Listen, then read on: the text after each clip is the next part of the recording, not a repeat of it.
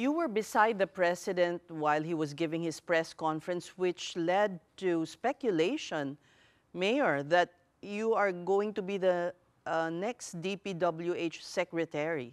Well, not just speculation, but really some informed sources have been spreading this talk. Have you been also, have feelers been made?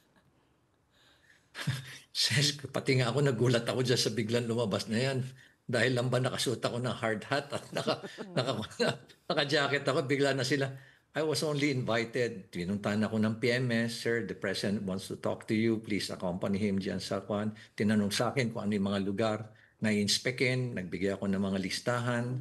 So inuna namin yung rock shed. Pagkatapos next yung itong rock netting, including yung mga cat's eye, yung mga stud. Then may pinakita rin akong lugar sa syudad ng Baguio na ito yung the road that leads to nowhere. Walang pupuntahan yung kalsada.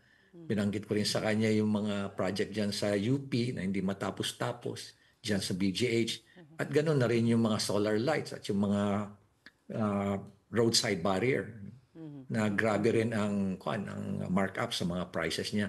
At nakorek ko rin sabi ko, sir, yung 12,000 po na binanggit nyo sa rock netting, actually po yan sa actual cost yan, sir, na binanggit ng NEDA according to their study. That's around 24,000 to 25,000. Sabi niya, maliit pa pala yung estimate ko.